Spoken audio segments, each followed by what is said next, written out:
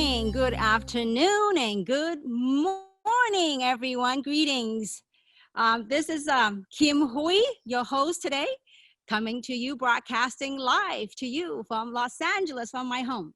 So I know that many of us have been dealing with this lockdown. So I thought, what a beautiful day to come out and to kind of get in touch with nature. So I want to thank you and welcome everyone to this call. And for those of you that are new to the program, allow me to briefly introduce myself. I have spent the last 28 years as an entrepreneur pursuing my dreams.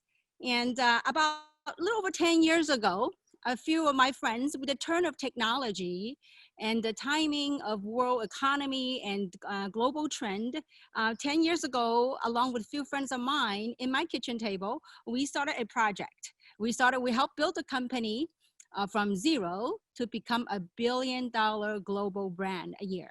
So it was a remarkable journey. And in that 10-year journey, it has taken me to over 50 countries. I had the opportunity of working with entrepreneurs, coaching entrepreneurs, and going on speaking tours around the globe, having the opportunity to experience different culture, different dynamics of life, and witnessing entrepreneur transforming their lives financially. And so the reason and how this call came about, this program came about, the Voices of Change and Hope, how it came about was as we are all dealing with this situation, if this Corona scare had impacted me beyond my comprehension. I couldn't comprehend at what's happening. So I went from being scared to being paranoid. And finally, I was stunned at what's happening. And so a little voice came into my head and said, you know what? I think it's time. It's time for us to collectively to come together, to hold space and to be that light. And more importantly, that to come together to help awaken and to activate that voice within. For we are the voices of change and hope.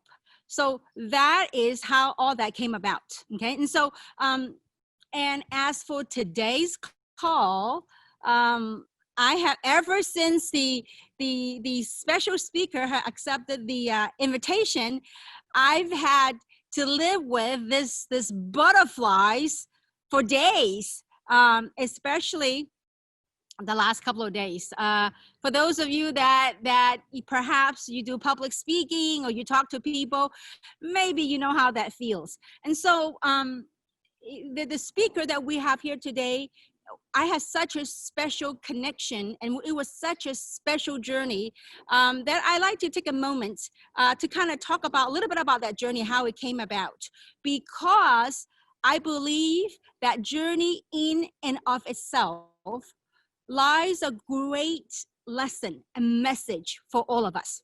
So I was introduced to this special speaker, to his books and his cassette tapes 28 years ago when I stepped foot in this entrepreneur arena, okay? And so when the very first moment that I listened to his voice, there's something very special about his voice and his words, his message. It spoke to me. It spoke to me and it connected with me in ways that as if the electric circuits were going on. And there's something about him that connected to me very deeply. Now, so for 20 years, he didn't know and I remember in my trying years, I recalled whenever I'm down and out, I would read his books, I would plug in his cassette tapes, and I would mimic and mimic and repeat his quotes, and I would talk like him. And so, I mean, I think I talk like him. And that's how I picked myself back up. So now for the first 20 years of that career, he didn't know he continued to do his work. And he didn't know that his work had made such an impact on me until about 8 years ago when I met him in person. And so the rest is history. I had the blessing, and you can see some of the slides, that I had the blessing of sharing different stages, traveling the world with this special speaker. We had spoke in different parts of the globe. It was a phenomenal ride. And more importantly, that I had the opportunity to get to know him off stage. You know, when I got to know him off stage, what I realized was that outside of the worldly accomplishment and all the titles that he has, to me, what struck me the most, what impressed me the most, is what an incredible, honorable human being he is. He personifies the perfect human spirit. And so with, you know, the thing that impressed me the most is his zest for life. So ladies and gentlemen, without any further ado, please welcome to the big screen an incredible human being, an incredible teacher, the legendary, majestic Mr. Les Brown. Drum roll! Wow. Hello, how are you? What a great introduction. Hello. Thank you for coming onto the call with us. Our callers are so excited to see you. I'm so glad to be here. It's always a treat when great people meet. I tell you, you have no idea how much you have impacted my life. And I want to thank you again one more time. It's been a while we saw each other, yeah? Yes, it has been. But we had a great tour. And it was a great experience. And I'm so glad for us to be able to share this time together, particularly in this place in history where we are, because it's a different place altogether. And this is a time that we have to be flexible, versatile, and adaptable.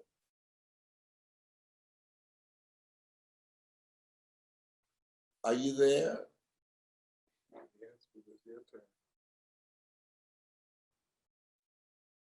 Hello?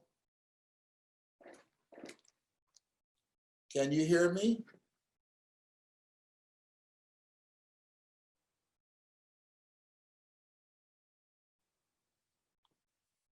They said yes, we can.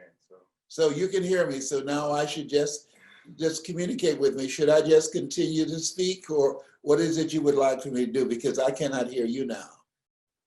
Yes, just to continue to speak. Continue to speak. I love it. Fantastic. Well, it's such a pleasure to be able to share some time with all of you. And this is a very special time. This is a very special place where we are. We're in uncharted territories. And so I just want to thank my very good friend, my sister from another mother, because at this point in time, her voice and the voices of yours are needed more than ever before, voices of hope. And I want you to think about things that you want to do. And I want you to think about and focus your mind on what does life look like for you after we get through this period where we are. Because where we are right now has not come to stay, it has come to pass. And so as you think about this moment where we are, this new place where we have never been before, globally, there are people that are traumatized. There are people that's in shock. There are people that's seized by fear. I read something that said that the majority of people, when they hear something that they interpret as fearful, they face it and they run. But there's a small number of people that when they are confronted with something that's fearful, they face it and they rise. And that's exactly who you are and the leadership that you have. And so I want to talk to you right now about what do you do when you're in this kind of environment where people are frightened. And I want you to write this down. Be concerned, but don't be consumed. See, a lot of people are consumed by fear. And you as leaders, you as people that's giving people hope, when there's hope in the future, that gives you power in the present. You want to be concerned, and do the things that's necessary to keep yourself, your people, your team out of harm's way. But you don't want to be consumed by fear. God has not given us a spirit of fear, but a spirit of power and of love and of a sound mind. And so as you look at yourself, look at your goals, and we share some things with you that at this place where I am at 75, that I know a thing or two, as the commercial says, because I've seen a thing or two. So I want you to write this down, please. Use this time to re-examine your life. As Socrates said, the unexamined life isn't worth living. My daughter, Dr. Ona Brown, she said that gaps are from God. This is a time for us to get still, to go within, to re-examine our lives. A friend of mine was going across Europe, and soldiers boarded the train and asked 4 questions. Number 1, who are you? Number 2, why are you here? 3, where are you going? And 4, who's going with you? And so what's most important is that who we are in the midst of crises. Crises, as you know, it means danger, but it also means opportunity. And that's the opportunity to discover a part of yourself that you don't know right now. And so this is the time that you place your emphasis on building yourself from the inside out, to fortify your faith, to boost your confidence. A lot of people are having a meltdown, but it's the difference between being broken and being bent. And as you look at yourself, we're taking a hit right now. And the book of life says, think it not strange that you'll face the fiery furnaces of this world. You will, not you might. You will have tribulations. I like what Forrest Gump said. He said, life is like a box of chocolates. You never know what you're going to get. But we've all been in situations that it was the first time that we'd ever experienced that. 27 years ago, I was diagnosed with cancer. And the doctor told me, Dr. Alfred Golston, he said, Mr. Brown, you have cancer. And it's metastasized to 7 areas of your body. And I smiled. He said, why are you smiling? I said, 7 is my lucky number. I said, I was born February the 17th. I said, I'm one of 7 children, and I love 7. That's my lucky number. He looked at his assistant and said, this is a strange one here. And I said, and what else? He said, well, it's metastasized to your spine, your T1, your T2, and your T3 vertebrae. And I was still smiling. I said, well, can you give me a second opinion? He said, yes, and you're ugly too. I said, no, you didn't go there. He said, yes. And then he said, but you got this. You got this. We, as doctors, we determine the diagnosis, but you and God determines the prognosis. You got this. And that was a very strategic move by him, because how people live their lives is a result of the story they believe about themselves. And so our minds now are being programmed by the media to be focused on fear, where fear consumes you, where energy and focus goes, energy flows. And so this is a time for you to have a mindset, I got this. This has not come to stay. This has come to pass. Right. I got this. It's a mindset that says that you are in charge. And so the most important thing, not only must we examine ourselves and ask ourselves the question, what's important to you at this point in time?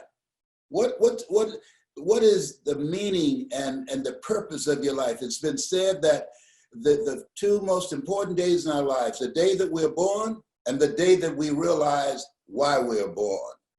And as you think about your life and what gives you a sense of happiness and a sense of fulfillment and a sense of meaning and significance, that's very important as you begin to examine yourself. Next thing is, this is the time to retrain your thinking.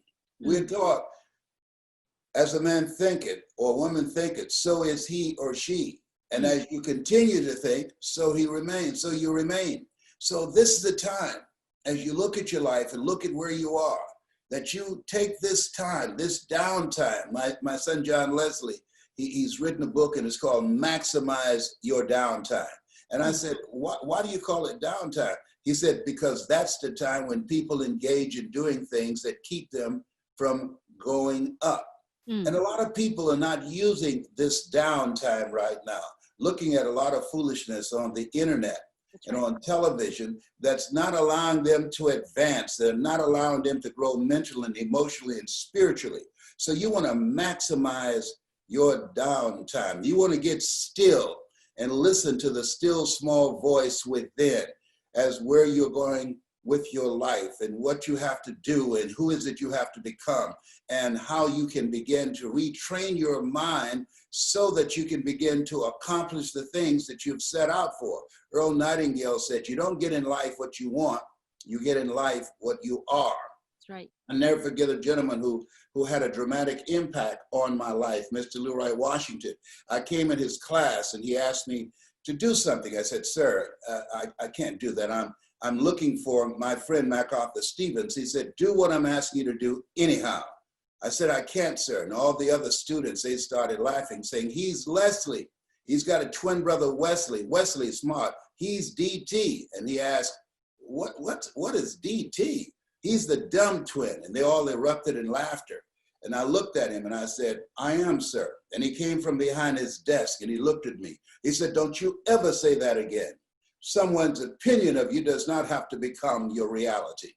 He interrupted the story that I believed about myself. My mother said, sticks and stones can break your bones, but words will never hurt you. That's not true. Words can hurt, and very deeply, and they did. But what he did was, he was a communicator, and he taught me some things. And what he said, number one, is develop your mind. Because once you develop your mind, you develop mental resolve, then what it does is it allows you to handle the hits of life. Socrates said, you either in a problem or just left one or headed toward one. Viktor Frankl said, life is full of unavoidable suffering. Things are going to happen to you and the people that you care about. I remember reading a study that said over a year, all of us experience at least 3 personal tragedies or someone who we care about. And so it's very important that we fortify our minds. And when things happen to you, Mr. Washington said, don't go around telling everybody. 80% don't care and 20% glad as you. So it's very important that you take the time every day. When I get up in the morning, I wake up and I said, all things work together for good for those who love God and for those who are called according to his purpose. And I meditate and I give thanks. I write down 7 things that I'm grateful for. I'm encouraging you, when you first get up in the morning, when you open your eyes, a friend of mine named Orrin Hudson, and he teach kids how to become strategic thinkers. And every time I ask him, how you doing, Orrin? He say, the best day of my life. And I knew he was going through some things. And I wondered, how can he say that? And then I realized, when you open your eyes in the morning and there's not a chalk outline around your body, you've got a pulse, it's the best day of your life. If you don't believe it, try missing one. Okay. Hearing these words, Les. Huh? I love hearing these stories and these words. For 28 years, I've heard you talk about stories like that. Thank you, yes. Well, one of the things is I'm training speakers now, and I teach people, you never make a point without a story, and you never tell a story without a point. What gave me an advantage in the speaking industry and how I was able to break through was because it was a good old boys network. There was nobody in the industry that looked like me. And what I noticed was that they were just providing information from the book, Think and Grow Rich. Well, if information can change people, everybody will be skinny, rich, and happy. What I brought was a human face. I talk about my mother. I talk about my beginning, born in an abandoned building on a floor with a twin brother, being adopted, being first a foster kid and then adopted, and saying to an audience, all that I am and all that I ever hope to be, I owe to my mother. I talk to you right now from a place that I'm here because of two women. One gave me life. The other one gave me love. God took me out of my biological mother's womb and placed me in the heart of my adopted mother. So when you place a face, a human being in the context of your presentation, and all of you are leaders and your communication skills are very important, that what it does is it allows you to speak to the heart. That's information speaks to the mind, and words spoken to the heart has more power.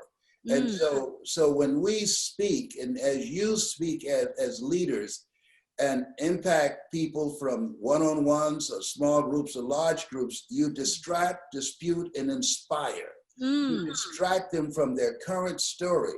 And through your presentation, you dismantle their current belief system and inspire them to become a pencil in the hand of God, as Mother Teresa would say, and start writing a new chapter with their lives. Love it. And that's how that's how people, so many millions of people identify with you, because that came from the heart. When I first heard you spoke, and this is another point I want to bring up, Les, is that I've known, at least the 28 years that I have known you, that I noticed one thing, that you have never stopped, never. And I have a question for you, Les. Yes. My question is, what drives you? Why you never stop? You just kept on going. And that spirit, I think that's what all the viewers, all the audiences, I mean, you know, no matter what media said about this and that, I come out here today. I want to touch Mother Earth. I want to hear Les to tell us, what is it that Les, I mean, you've got all the worldly accomplishment, but you never stop. So what is it? I always wanted to make my mother proud. I remember walking around big, beautiful homes on Miami Beach, and my mother, she was hired as a domestic worker to clean them. And we ate the food left over from the families that she cooked for. And we wore the hand-me-down clothes of the children that she kept. And I used to say, Mama, and she would say, what is it, Leslie? When I become a man, I'm gonna buy you a big, beautiful home just like this. And she said, Leslie, you don't have to do that. And I said, I know, but you didn't have to adopt us either. And so I feel like Abraham Lincoln, he said, all that I am and all that I ever hope to be, I owe to my mother. And that drives me, that drives my behavior. I want to live a life that will outlive me. And that's why you do what it is you do. You're living a life that will outlive you. You have motivated and inspired thousands of people around the world because of your vision, because of the choices that you've made, and because of your passion to make a difference in people's lives. That's the kind of leadership that you provide. And Horace Mann said we should be ashamed to die until we've made some major contribution to humankind. When you look at what it is you're doing, not just in the context of business, but what you're doing in your social contribution, the people that you help, that will live on after you are gone, because you're building a legacy. And so we should all have that mindset. You are the messenger, but you are also the message that you bring. Your integrity, your character, and your compassion to want to make a difference in people's lives and bring the greatness out of them. That is beautiful, Les. You are, you know, of everyone on the planet, and I've listened to a lot of people, but Les, you are the most perfectly articulated motivational speaker that speaks from the heart, the best of the very best. And so my next question, Les, is that now, I don't know if you know, maybe you know, maybe you don't, but you have inspired millions of people one way or another. Perhaps maybe your words, certain words, your message, something about you. So you have inspired as a human being, whatever your circumstances were, you have inspired millions of people around the globe. How does it make you feel? I'm humbled by it. Before I speak, Kim, I always say, more of thee, less of me. That you and I are given a sacred opportunity to speak into the minds and the hearts and spirits of people. When they're in a dark place, there are people that's your assignment, that's my assignment, that when they hear your voice, they will come out into the light. When they hear your voice, you will give them a vision of themselves beyond their mental conditioning and help them to begin to know that there's hope. When there's hope in the future, there's power in the present. When they hear your voice, Kim, there are people who decide, I can make it. I can make it.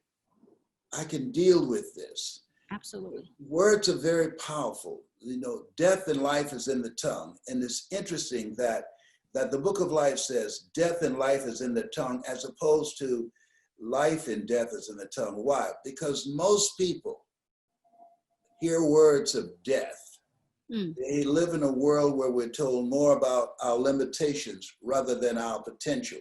When I was labeled educable mentally retarded in the 5th grade and put back in the 4th grade and failed again in the 8th grade, I was living within the context of the conversations and the expectations that my environment showed me. There's a movie that I saw called the Truman Story, and there was a character, the star character, his life was real, but the surrounding people, they were just acting. And he discovered it and he wanted to escape. And someone asked the person who put this whole thing together, will he leave? Will he escape? And he said, and I'll never forget it, he said, no, because most people accept the circumstances that they have been given. And so you are a person and people who said yes to this opportunity, yes to this business, yes to building a new life. That there are people who say, I can do better than this, and I'm going to work for it, and I'm hungry to create it. I am hungry. Speaking of that, now Les, I know that you'd written a book many years ago. It's called Up Thoughts for Downtime. Yeah. I would love to see that book published again and updated again because it is such a helpful book. Thank you very much. Now we'll do that. Yeah. And also now, Les, you know, one thing that I would love to hear, and I'm sure a lot of people, the audiences and the viewers would like to know, is that you have lived a life and you just recently celebrated your 75th birthday. And I know in just to kind of sum things up, how to live an unstoppable life like you have. Number one, you have to build mental resolve. You have to work on yourself constantly. Why? Because you're going to fail your way to success. Oh, I love that. Fail your way to success. Love that. Yes, you will fail your way to success. When you heard my voice after coming from a meeting where you were rejected for a proposal that you had presented, and then you had an interruption. You heard a voice that said, hey, it spoke to another part of you. And so I think all of us have these moments in life when we hear something or see something or experience something that begin to touch us in a very special way and ignite the greatness within. The title of my book is called, You've Got to Be Hungry, the Greatness Within to Win. And so I believe seriously, Kim, that we are here to do the greater work, that we were chosen for this time, that we were chosen out of 400 million sperm, that you are a masterpiece because you are a piece of the master. Ooh, that is deep. That is beautiful. You just have a way with words, Les. It's absolutely amazing. And so, Les, you know, speaking of that book, I know that you recently had released a version, an updated version of that You've Got to Be Hungry book, right? I have that book for years by my nightstand. And so I am so excited that you have released that book. And so can you tell us where we can get a copy of your new book? Yes, they can get it on Amazon. They can go get it on Amazon, and just put in the search engine, You've Got to Be Hungry, as you see there. And You got to be hungry. I even try to mimic your accent, Les, or my accent. And look, and notice the bite prints on hungry. Absolutely. I mean, folks, this is the time, like John Leslie talk about, this is to maximize your downtime. This is the time that we feed our minds. So make sure that we're going to put the link, Les, on the chat group so people can click the link and buy that book from Amazon. Now, it's also available in Kindle, right? Yes, it is. Beautiful.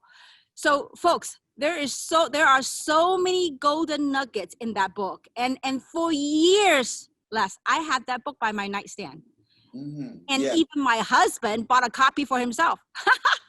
And this is updated, and you are going to be shocked. There are things here. This helps you to get the mindset, the inner power, and the strategies on how to begin to navigate tough times. Robert Schuller said something. He said, tough times never last, but tough people do. And so as we look at ourselves and look at where we are, we want to not just go through this time, but we want to grow through this time. Elsie Robbins had said, things may happen around you and things may happen to you, but the only things that really count are the things that happen in you. And here's something, Kim, that I realized when I look back on my life. Somebody asked me, what would you say to the young Les Brown, 21 years old? And I would say to him, when events happen in your life, don't characterize them. It was Shakespeare said that nothing is neither good nor bad, but thinking makes it so. And the reason that I said that, 22 million people in the United States applied for unemployment. When I was fired, I said, oh my God, I thought that was a horrible thing. I thought that was something that happened to me. But Helen Keller said, when one door closes, another door opens. That's right. But most of us spend so much time looking at and talking about and complaining about the closed door, we don't see the open door. It's often been said that opportunity knocks on every door. No, I don't believe that. I believe that opportunity stands by silently waiting for you to recognize it. And that's what you did when you came back from San Diego. You were looking for an opportunity. You expanded your vision beyond why you went on that trip. And you began to create something that will impact generations yet unborn. And so as we look at ourselves, I realized had I not been fired, I would have never became a state representative in Columbus, Ohio, and passed 14 bills my first term. Had I not been fired, I would have never gone back to Miami to take care of my mother. And I bought her a home and took care of her until she was 89 and she made her transition. Had I not been fired, I would have not had a talk show sponsored by King World and they paid me $5 million. Had I not been fired, I would have not become a transformational speaker and trainer for AT&T, Procter & Gamble, McDonald Corporation, and General Electric. I love the line in The Lion King, Simba, you're more than that which you have become. And what you have done, you've created a culture in your organization that remind people every day, you are more than that which you have become. And you're challenging them to raise the bar on themselves, to reinvent themselves, to die to who they have been, to give birth to who they are to become. That's a wonderful thing. That's beautiful, Les. And a lot of the viewers didn't hear the story of that time when I was driving to San Francisco, how I was rejected and how I was fighting. I couldn't wait to pluck your cassette tape. Can you imagine? Still cassette tape. I plucked the cassette tape in that audio system. It says, you've got to be hungry. And I said, Les, I am famished. And so, I played and rewind and played to a point where my car ate up your tape. So Les, you are a legend. Unquestionably the most inspirational person on the planet for me. And truly I have the blessing to get to know you on stage and off stage. And I love the off stage time with you for your wisdom. And for one thing that I always remember Les is, and that struck me, is who Les Brown is. He is the same humble man on stage and off stage. So with that, I just want to thank you one more time for being who you are and for your continual work for humanity. And thank you so much. Thank you. And I want to thank you for your time and for being on this call, because in times like this, Les, to have someone like you just just be here with us. May God continue to bless you in good health, in great spirits, and for all the work that you have done for us and continue to do for mankind. So I want to thank you very much again, Les, for spending time with us. Thank you so much for your friendship. Thank you for your contribution. And thank you for helping people to live their dreams rather than their fears. And I just want to say to everyone, you have something special. You have greatness in you. We are here to do the greater work. That's my story, and I'm sticking to it. Thank you, Les. What a legend. And for those of you that have not gotten your book, and I ordered my book, Les, I know you sent me a copy digitally, but I ordered mine. It's coming tomorrow. It will arrive tomorrow. When you get to the end of that book, you're going to call me and you're going to say, whoa. It's different than any book out there. I guarantee you. I can't wait to get my hands on it. It says it will arrive tomorrow on Sunday, so from Amazon. So beautiful. So Thanks again, Les, and for being with us. And I hope to have you again in the future to do more calls with us.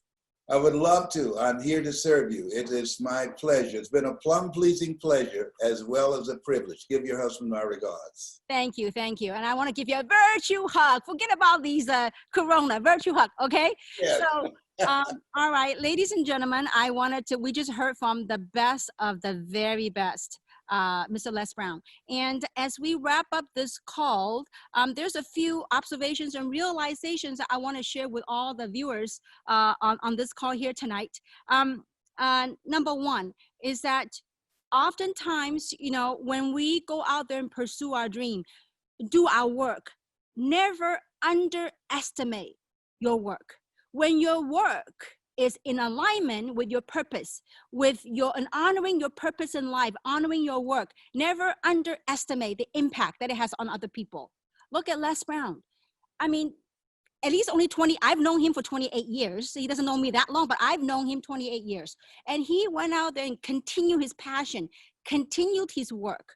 But look at what it has done. It has impacted a girl like me that have changed my life. And so for those of you that I don't care what kind of work you do, I don't care, a contractor, a hairstylist, an architect, a lawyer, whatever, if what you're doing is what you love and you are passionate about it, you never know whose lives you'll be touched. You never know whose lives you will impact. So continue on that mission, continue on that work. Because part of this Voices of Change and Hope came about is really because Les has always instilled this message in my head that we've got to be the voices of hope and change. And so that's point number one. We never know whose lives we're impacting, okay? So number two is that during this time, it is not gloom time, it is not doom time. For me, this is time to reflect, and this is time to reflect and to change, to look at what doesn't serve us. And it is through times like this that draws the best out of us. It is through times like this that you see many heroes, you see many great teachers, great masters are coming out of this. It is through times like this that gets the best out of human beings. Yes, it interrupted our patterns. Yes, it gave us a pause, but it is time for us to reflect. Like Les had talked about earlier, this is time for us to go within. Look at what doesn't serve you. Whatever doesn't serve you, let it go. Drop it. So, and for I believe this is a time. I mean, you know, this is, to me, this is not gloom time, not doom time, but this is, we are the beacon of hope. We hold the light to what the future of our world is. Our future, depending on the choices that we make and the action that we take. And I think collectively, we can make that change. Collectively, we can make that shift. Do not give into fear. Don't feed the fear. Choose love. Choose hope. Because it is, you know, there is a, I think I have a little time, and I want to share this story I read a while ago that really had, it's like a light bulb that came on. There's it's a Native American story. There's an elder Cherokee, a grandfather. He wanted to teach his grandson lessons about life. So he went in and started telling the story to his grandson. He says, my son, there is two wolves fighting within me. One wolf is evil. He is greed. He is ego. He is guilt. He is everything that's of evil. There's another wolf that is of hope, love, compassion. So as he went on and telling his grandson about these two wolves, and he said, these two wolves are constantly fighting within me. And he says, the same goes on to you, son. There are two wolves that are fighting within you. Then the grandson thought a little bit. And the grandson asked grandpa and said, grandfather, so which wolf wins? The grandfather simply said, the one that you feed. So in life, either you feed hope or you feed despair. Do not give in to fear. Give in to hope. Feed hope always, always. When challenging time comes, choose hope, choose love. I know it sounds simple. I do it on every aspect of my life. And so this is, I mean, sometimes, you know, challenging days, your little fight with your spouse or whatnot, I tell myself, choose hope, choose love, okay? So that's number 2 point. And last but not least, that I want to share with you, and Les Brown had touched upon a little bit about this, that he says, when an old door closes, okay, when the quote unquote norm or our patterns got interrupted, all we have to do is be brave enough, be courageous enough to knock on other doors, to knock on new doors that we have never knocked on before. For new possibilities exist outside of those doors that we have never knocked on before. I'll give an example. When my parents took 4 kids, left their country, coming to America 41 years ago, 4 kids, ages from 9 to 16. We didn't speak a word of English. My parents, when they landed in America, 6 of us, they had no job in sight, only $2,000 in their pocket. I still remember for an entire month, they went to Safeway, the supermarket, to buy their frozen beef, and that was our meal for 1 month, okay, and some rice. And we will live, 6 of us were living in a 1-bedroom apartment. And that size of that apartment, maybe it's half of my pool. And that lives 6 of us. And so now I was 14 years old at that time. Now, who would have thought, and I didn't speak any English either. So who would have thought years later that 14-year-old girl turned out to be like this? Having the blessing to enjoy this. Whatever I have, I work hard for. And I remember the pride. My parents instilled the work ethics and the pride in all of us. When we first came here, they refused to go on welfare. They said, we're going to make it, and we're going to work hard. And because of that, I've always believed that I'm going to work hard. I'm going to live the American dream. You know what, folks? I don't care what time it is. I've gone through downtime. The reason why I am where I am here today is because I got up. Every time I fall down, I got up. And so, you know what, guys? Don't get succumbed into this fear. Look at this beautiful tree. It's living, it's life. Go out and smell the air. Don't get succumbed to fear. Don't. Trust me. I went through, like I said in the beginning, I went through being scared to paranoid to almost everything. Oh my God, what did I touch? Oh my God, I need a glove. Oh my God. You know what? There for billions of years, there are germs and viruses within all of us. Get over it. And I think this is time. Look, whatever it is.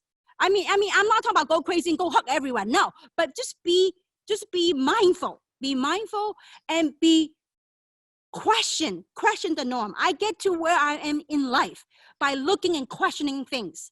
You know, I refuse to accept the normal as normal. Many people laughed at me, ridiculed me, and said, Kim, who do you think you are? You think you're going to be a millionaire? I say, heck yeah, I'm going to be a multi-millionaire because I work for it. And so, you know what, people say, you're lucky. Yeah, I'm darn lucky because I work hard. And I tell you what, folks, the hardest work you ever do, that I have ever done, is work on myself, that work within. Just like this call, guys, it wasn't easy. You know, talk about expansion. For weeks, for me, for a week or two, I had this butterfly. Oh my God, talking to Les Brown. Oh my God, he's the greatest of the greatest. You know, that butterfly made me grow. It wasn't easy. I went and prepared. I never wrote notes before my whole life talking about stuff. I just talk. But, you know, but this experience stretched me. And that is part of the reasons why I want to come online. In times like this, that is when we come together. In times like this, that's when we expand. In times like this, that's when we evaluate what no longer serves us. Whatever pattern that don't serve you, go change it. You know, tap from within. We have that. And so I do hope, you know, I am not here to rock anybody's world. I am here to rock my world. And if by rocking my world, it helped make a shake in your world, well, welcome to the new shift. And so I do hope that you found this call helpful, especially in times like this, that I think collectively as human beings, we can make it a better reality. We can make a better version of ourselves. So if for those of you that found it helpful, well, you know what? Stay connected to Facebook. So for the next announcement of the call, maybe on one of these calls that I will talk about my journey and the lessons and how I transformed my life. I went from, 28 years ago being downsized, unemployed, to have and living a dream. I am in the midst of my dream. Forget about this financial stuff. Forget about homes and all that stuff. I am in the midst of my dream. Living, talking to people like Les, talking to people like you. I have the blessing of traveling the world, meeting some of the most wonderful people around the globe. And I can't wait when this thing is over, I can put on my wings and I can travel again. So for those of you that feel it helpful, I look forward to you to connect with us again for our next call. And until then, until our next call, stay healthy, be the light that you are. We are a lot more powerful, all of us. A lot more powerful than we realize. So stay healthy, stay strong, and be the light. Until next call, we'll see everyone next time. Hugs to everyone, virtue hugs. Bye, have a great day, and we'll see you soon.